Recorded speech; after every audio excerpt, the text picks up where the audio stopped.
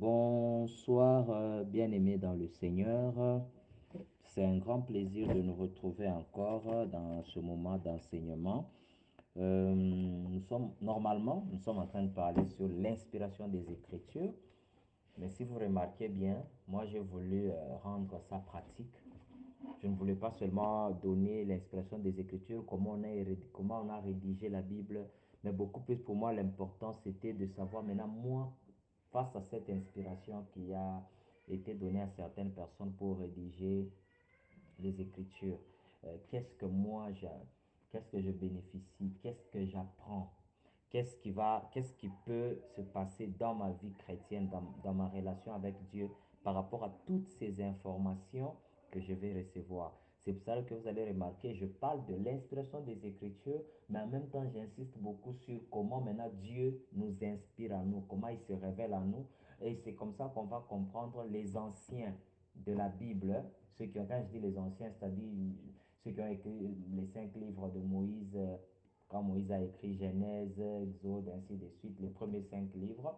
Et puis les autres qui ont commencé à écrire les Samuel, les David, les apôtres, ainsi de suite. Nous comprenons dans quelle logique ils ont été, comment est-ce qu'ils ont reçu l'inspiration divine et comment ils l'ont appliquée. C'est comme ça que ce soir, comme c'est la dernière partie que j'ai à donner. Alors, je vais d'abord récapituler parce qu'à la fin, je vais poser quand même quelques questions comme TP. Je vais récapituler et essayer d'évoluer encore pour aller conclure parce que je dois conclure avec un point très capital qui me tient à cœur. Avant d'arriver à ce point-là, j'ai d'abord voulu parcourir ce qui s'est passé. Nous allons prier. Seigneur éternel, tu es bon, tu es merveilleux. C'est par ta parole, éternelle Dieu des armées, que tu réveilles notre intelligence. C'est par ta parole que tu nous remets sur la bonne voie. C'est par ta parole que tu nous rassures qu'on est sur la bonne voie. Et c'est par ta parole, Seigneur, que tu nous montres ce que tu attends de nous et comment nous devons nous y prendre. Merci, Seigneur Jésus, pour ces instants que tu nous donnes. Que cette parole puisse avoir un effet éternel, un effet positif. Que cette parole puisse rapprocher quelqu'un de toi, que cette parole puisse ramener quelqu'un vers toi et que cette parole éternelle puisse avoir un impact grand dans la vie de quelqu'un, Seigneur Jésus. Que ta parole qui est une lumière puisse nous éclairer en ce soir pour ta gloire au nom de Jésus. Amen. Voilà. Alors, en guise de récapitulation, nous parlons sur l'inspiration des Écritures. J'avais dit que je ne saurais pas commencer à lire des versets vu le temps qui nous est imparti, qui n'est pas, qui peut poser problème. Alors j'ai juste donné des versets. C'est 2 Timothée 3,16. Toute écriture est inspirée de Dieu, elle est utile pour, voilà.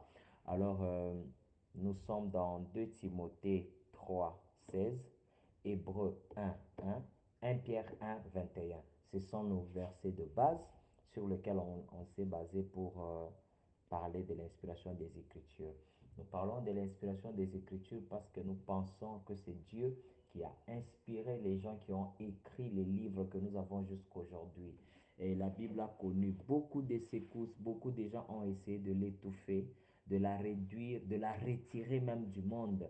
Il y a des grands penseurs qui ont dit que dans quelques années, peut-être dans 100 ans, la Bible sera un vieux livre oublié. Mais ils se sont rendus compte que la Bible tient toujours. J'ai suivi une histoire récemment. Euh, Savez-vous parfois comment Dieu a permis qu'on puisse conserver les Écritures telles que nous les avons aujourd'hui? Et chez les Juifs, ils ont l'habitude, lorsqu'on a écrit sur des rouleaux, hein, on a par exemple recopié les 5 livres de Moïse sur des rouleaux qu'on a l'habitude de lire dans chaque culte.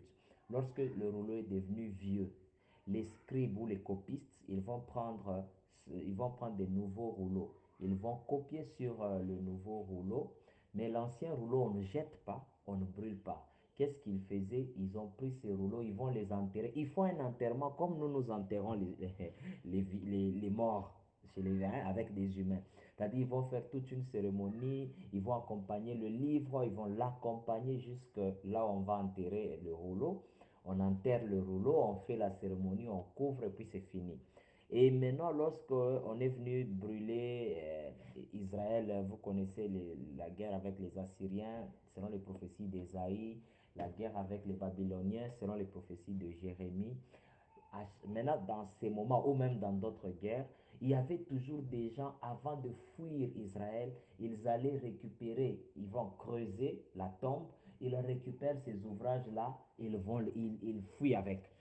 C'est l'une des choses qui a permis qu'on puisse jusqu'à aujourd'hui avoir les Écritures. Bien aimé, il y a des gens qui ont payé de leur vie pour qu'aujourd'hui nous ayons les Écritures comme nous les avons. C'est pour ça que j'insiste sur l'inspiration. Je vais y revenir bientôt. J'insiste sur l'inspiration et la révélation. Et j'ai insisté, j'ai fini. Je commence par là où je me suis arrêté avant de récapituler. J'ai dit qu'on peut avoir une inspiration sans révélation, une révélation sans inspiration. Et j'aimerais que si après ce moment de cours, si quelqu'un vous posait, il vous dit tout ce que le docteur Cédric a enseigné en une phrase, c'est quoi? Vous dites qu'il a parlé de la révélation et de l'inspiration et qu'il a dit qu'on peut avoir une révélation sans inspiration et une inspiration sans révélation. Et puis j'ai commencé maintenant à expliquer c'est quoi la révélation, je vais y revenir bientôt, c'est quoi la révélation et c'est quoi le rôle, pourquoi en parlant d'inspiration on a eu besoin de parler de la révélation. Je crois que je vais y revenir. Mais aussi quand on parle de l'inspiration, c'est-à-dire des gens peut-être n'ont pas entendu la voix de Dieu de manière audible, il n'a pas eu une révélation spéciale, il n'a pas eu une révélation générale, mais il a seulement senti dans son cœur que, ah, il y a la guerre, je dois fuir, il faut que je récupère les manuels là. Lui, quand il récupère ses manuels à la tombe, il court avec. Ça nous permet aujourd'hui d'avoir ces écrits-là. Et c'est comme ça que pour les gens qui ont critiqué, non, la Bible, c'est un faux livre, voilà, tout ce qu'on raconte là-bas n'est pas vrai. Mais on a commencé à faire des comparaisons. Jusque récemment, il y a, pour ceux que ça intéresse, parce que moi j'aime bien l'histoire biblique, vous allez entendre, on parle souvent du Qumran, Qumran, Qumran. Qumran, c'est quoi? Ce sont des grottes, sauf erreur de ma part, ce sont des grottes qu'on a trouvées, on dit les grottes les écrits de la mer Morte. La mer Morte, vous savez où elle est située du côté de l'Égypte, ainsi entre Israël et l'Égypte, ainsi de suite. Maintenant, de ce côté-là, il y a des gens qui étaient allés cacher les écrits là-bas. Par exemple, on a trouvé le rouleau d'Ésaïe, parce qu'auparavant, on disait que non, Ésaïe, ce n'est pas une même personne qui a écrit, c'est trois personnes qui ont écrit le livre d'Ésaïe. Alors, on a trouvé un rouleau intact, un rouleau qui regorgeait tous les 66 livres d'Ésaïe et puis lisible. Et on a trouvé ça, je crois, vers les années 1950, entre 50 ou 70. Je peux me tromper, hein, je n'ai pas préparé ça, mais ça me revient juste comme ça pour encourager quelqu'un par rapport à tout ce que vous faites pour Dieu. Vous pouvez poser un acte pour Dieu, vous pensez que c'est vous, alors qu'en réalité, c'est une inspiration qui sera utile pour les générations à venir, qui sera utile pour d'autres chrétiens dans le monde. Euh, je vais arriver aussi au Nouveau Testament. Là, je parle d'abord de manière générale par rapport à l'Ancien Testament. Alors, c'est comme ça que ce rouleau, il paraît que, on parle souvent des Esséniens, et c'était une équipe qui vivait un peu comme Jean-Baptiste, hein, à l'écart. Et il paraît que certaines personnes disent que ce sont eux qui ont gardé ces ouvrages-là et ils les ont cachés pour que cela ne soit pas détruit. D'autres disent, bon, ce n'était pas ça, mais quand même, il y a eu un groupe de gens qui sont allés cacher. Mais pour moi, que ce soit les Esséniens ou pas, mais le fait que quelqu'un a eu cette inspiration d'aller cacher ses écrits, il a fait qu'aujourd'hui, tous ceux qui doutaient sur le livre d'Ésaïe, qui disaient, non, il y a trois Ésaïe qui ont écrit, aujourd'hui, ils ne peuvent pas parler parce que ces rouleaux-là montrent, et quand on compare, ça donne exactement ce qui est écrit dans la Bible. À la limite, les historiens ou les chercheurs disent que c'est à 99% exact. Alors c'est pour ça que c'est important de comprendre l'inspiration des Écritures. Imaginez-vous, je vous ai dit l'autre fois, le Saint-Esprit s'assure de protéger les Écritures. Il protège les Écritures dans la transmission, il protège les Écritures dans la rédaction. Et il protège les Écritures dans la communication. C'est-à-dire, quand nous devons communiquer, nous sommes humains, je vais en parler bientôt, on peut faire des erreurs, mais le Saint-Esprit vient s'occuper de la protection de comment on doit communiquer, de comment on doit transcrire, de comment on doit transmettre, de comment on peut protéger, garder ça. Et c'est comme ça que vous voyez aujourd'hui, même s'il y a eu des hérésies, des doctrines bizarres, mais la Bible a conservé sa personnalité, si je peux exprimer cela ainsi. Vous allez voir par exemple l'apôtre Paul, il dit à Timothée, quand tu vas venir, je ne sais pas, Timothée ou Tite, il dit, quand tu vas venir, prends aussi les rouleaux que j'ai laissés. Ouais, déjà, nous commençons à nous rendre compte qu'il y avait des gens qui avaient seulement ce souci-là de garder un rouleau. Peut-être à l'époque, c'est dit, bon, j'aime juste le rouleau, je le garde. Ils ne savaient pas que c'était l'inspiration. Voilà pourquoi il est important de comprendre ce terme d'inspiration et de révélation. Alors, quand nous parlons de l'inspiration des Écritures, ne voyez pas seulement sur le plan historique, hein, voilà, Dieu a inspiré les gens, il leur a donné des révélations. Non, nous parlons de cette inspiration parce que jusqu'aujourd'hui, les Écritures que Dieu a inspirées il y a longtemps, quand nous les lisons aujourd'hui, nous sommes en communication avec le même esprit qui a inspiré, qui a révélé. Nous sommes en communication avec la pensée exacte de Dieu, comme Dieu voulait qu'on puisse comprendre cette parole. Et c'est pour ça que cette parole, je crois que j'ai parlé de ça, je vais y revenir, même sur le plan historique, en lisant seulement la Bible comme un livre d'histoire, il y a des gens qui ont donné leur vie à Christ. Il y a des gens qui ont changé de vie juste en voulant lire la Bible comme une histoire. Il y a même des gens qui tournent des films à Hollywood qui ont dit, rien qu'en voulant tourner le film, alors il s'est mis à lire la Bible, le Nouveau Testament en lisant. Même celui qui a fait The Chosen, je ne sais pas pour ceux qui ont suivi, j'ai suivi son documentaire, il est en train de dire, il ne connaissait pas grand-chose de Jésus, mais quand il a commencé à jouer, à incarner le rôle de Jésus, il a lu le Nouveau Testament, il dit qu'il a eu un impact tel qu'il n'avait jamais imaginé. Donc, bien aimé, les Écritures, toute Écriture est inspirée de Dieu. Ne faisons pas comme j'ai eu à le dire. Il y a des facultés de théologie qui disent non, la Bible, elle n'est pas inspiré à 100%. Il y a des gens qui doutent de l'inspiration des Écritures. Nous ne pouvons pas douter parce que dans 2 Timothée, il est prouvé que toute Écriture est inspirée. Mais j'avais dit aussi l'autre fois, n'oubliez pas que quand nous parlons de l'inspiration, ce n'est pas la Bible qu'on lit en français. Chez Louis Segond ou bien chez d'autres, je crois que celui qui va venir après moi, il entrera un peu dans l'inhérence des Écritures, il pourra un peu parler de tout, peut-être qu'il pourra parler de tout ça. Mais l'idée, c'est que nous croyons que les Écritures sont inspirées et c'est pour ça que moi je parle de l'inspiration passée, mais aussi surtout j'ai beaucoup insisté sur l'inspiration présente des Écritures. Les Écritures peuvent nous inspirer. Je vais finir avec un témoignage. On nous a rapporté un témoignage, il y avait un Américain, il était en train de lire la Bible. Et puis quand il lit les fils, parmi les fils de Jacob, on parle d'une tribu, on dit, voilà, ils ont leurs pieds dans l'huile. C'est ce que la Bible dit, seulement l'huile. Lui, quand il a lu cette huile, il s'est dit, ah, l'huile dont on parle là, moi j'ai compris, c'est le carburant. En fait, c'est l'essence ou le pétrole. Je ne suis pas du domaine, comprenez, je peux faire des erreurs. Il dit, non, ça doit être l'essence, le pétrole. Et puis, c'était un homme fortuné, il avait beaucoup d'argent. Il va en Israël. Il arrive en Israël, il va voir les autorités. Non, tel endroit, tel endroit, tel endroit, tel fils, leur endroit, c'est où? On lui dit non, c'est à tel endroit. Qu'est-ce que tu cherches? Je suis venu chercher le pétrole. On a commencé à se moquer de lui. Le pétrole à cet endroit. Il n'y a pas de pétrole, c'est un endroit désertique, ainsi de suite. Lui, il a dit, moi, j'ai lu dans les Écritures, on a dit que les fils, j'ai oublié, hein, les fils de tel dans les 12 tribus ont leurs pieds dans l'huile. Pour moi, l'esprit m'a inspiré que l'huile là, c'est le pétrole. On s'est moqué de lui, il a mis beaucoup d'argent. Vous savez, pour faire les études de faisabilité, ça demande beaucoup d'argent. C'est des millions de dollars qu'on va perdre pour faire l'expertise et se rassurer. Il a dépensé toute sa fortune sur ça, sur quelque chose dont il était le seul à être sûr qu'il était inspiré de Dieu par les Écritures. Alors quand il arrive, on fait les études de faisabilité et puis voilà, bah, on se rend compte qu'effectivement, il y a du pétrole. Vous vous imaginez la surprise que le gouvernement israélien a eue. Il a, il a, il a commencé à développer, il a commencé à extraire le pétrole et il est devenu un grand millionnaire et il a gagné sa vie. Alors, il ne faut pas se dire aujourd'hui, comme lui, il avait lui qui avait de l'huile. Moi aussi, quand j'ai lu partout, là, on a dit huile, je peux retrouver ceci. C'est une grosse erreur. Mais je suis seulement en train de dire l'inspiration. Dieu peut décider de vous inspirer d'une manière particulière. Il y a beaucoup d'histoires comme ça que les gens ont vécues. Il faut seulement comprendre et connaître le Dieu que l'on sert.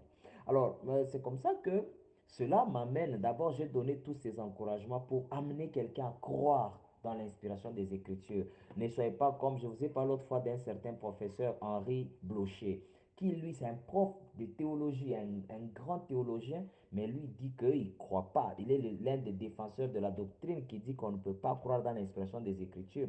Parce qu'eux, ils se disent que non, l'Écriture est bonne quand on parle de tout ce qui concerne les vérités religieuses, les réalités religieuses, morales. Mais quand on vient dans le monde physique, le monde de la science, ils disent la Bible n'a pas beaucoup parlé de ça. C'est là qu'il y a beaucoup d'erreurs, tout ça. Il ne faut pas croire en ce genre de choses. Alors, quand je parle de l'inspiration des Écritures, qu'est-ce que je dis? Un, dans l'inspiration des Écritures, il y a Dieu qui parle. Très important. Donc, on ne peut parler de l'inspiration des Écritures sans un Dieu qui a parlé. Un Dieu qui parle. Deux, il y a un homme qui reçoit. Parce que quand Dieu il ne parle pas aux animaux pour pouvoir écrire, il parle à des hommes. Alors, Dieu, il parle. Il y a un homme qui reçoit ou qui perçoit la parole de Dieu. On a eu à parler, si vous vous rappelez, dans une des séances, on a eu à parler de la parole de Dieu. J'ai dit, quand nous nous disons parole de Dieu, vous voyez deux branches. Un, il y a la parole de Dieu comme un homme. Nous sommes dans Jean 1 Jean 1, ainsi de suite. On dit au commencement était la parole était, elle s'est faite chair. Voilà. Donc, la parole de Dieu comme un homme ou comme Jésus, le Fils de Dieu. Il est la parole de Dieu, c'est ce qui est écrit. Et la Bible dit qu'il est l'empreinte de la personne de Dieu, mais que nous avons vu au travers de la parole. Donc, quand on parle de la parole de Dieu, premièrement, nous voyons Jésus. Deuxièmement, quand nous parlons de la parole de Dieu, nous voyons tout ce que Dieu a eu à dire, soit directement, soit par les hommes, les prophètes, mais aussi les écrits. Ce que nous avons comme les écrits, nous appelons la Bible, ça c'est aussi la parole de Dieu. Je ne sais pas si c'est clair à ce niveau.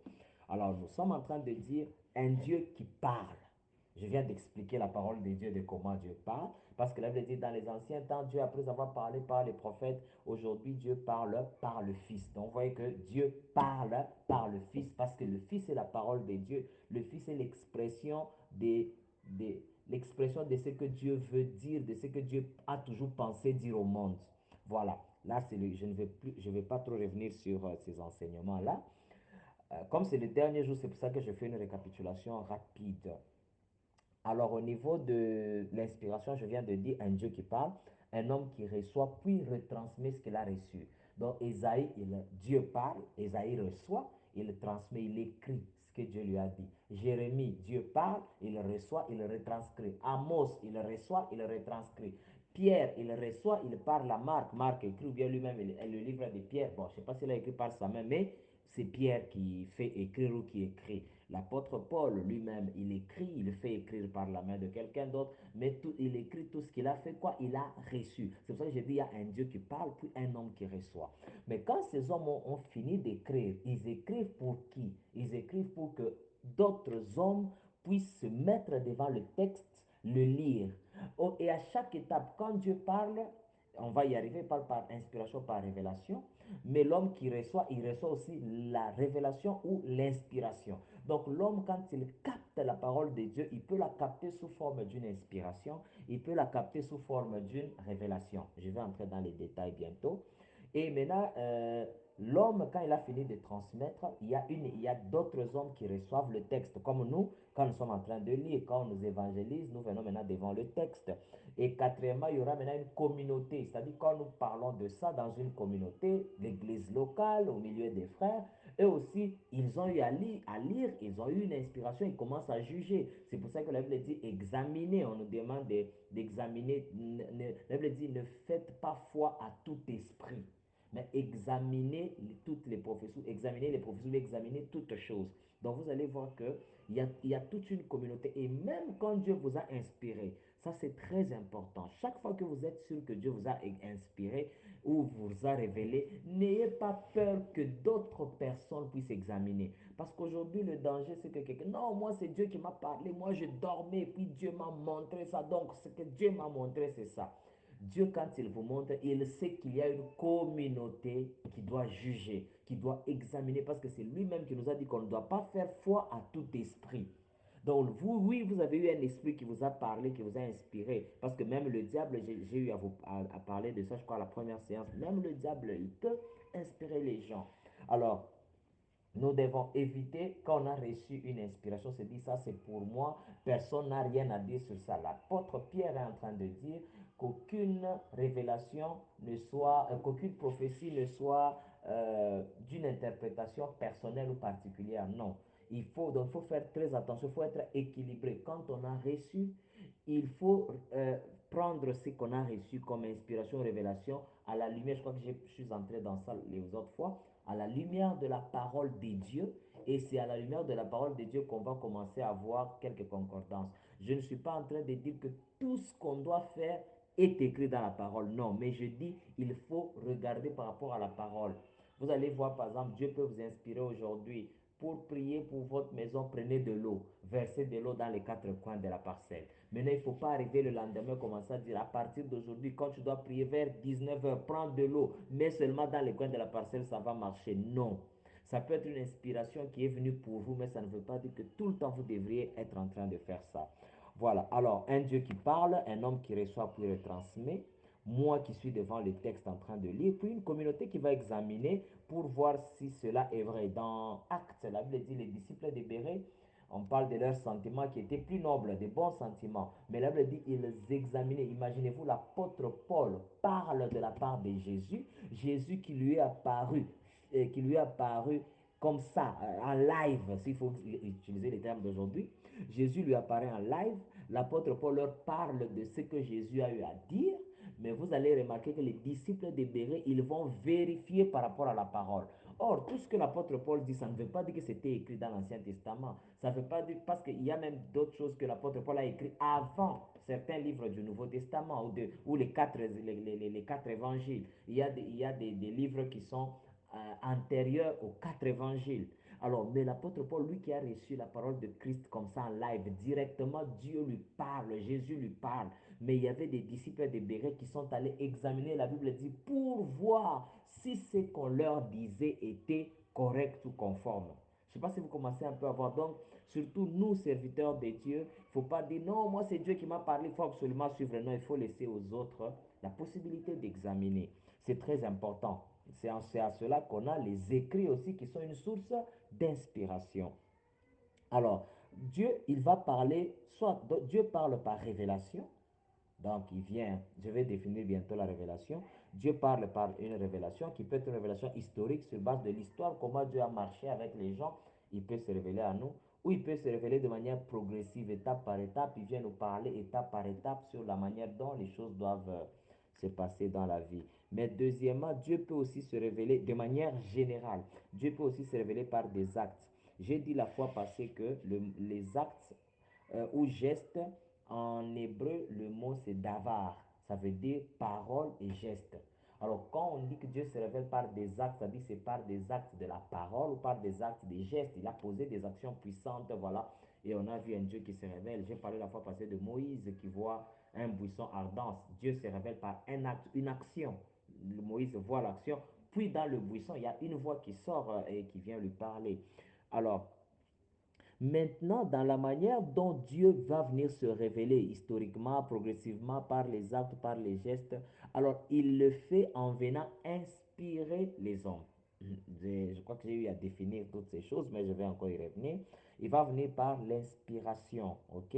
Alors, Dieu peut inspirer les gens de manière plénière, donc de manière totale, c'est-à-dire, il parle seulement de manière générale. Je te bénirai, c'est tout. Il ne donne pas les détails, comment ça va être. Il dit seulement à Abraham, je te bénirai, je rendrai ton nom grand. Mais on ne sait pas savoir rendre le nom grand, ça veut dire quoi exactement. Donc, il peut venir donner une révélation par une inspiration. OK? Révélation par inspiration, mais de manière totale, générale. Mais il peut aussi donner une inspiration verbale. C'est-à-dire, dans la révélation, il vient te parler de manière verbale. N'oubliez pas, j'ai dit ceci. La révélation, c'est ce que Dieu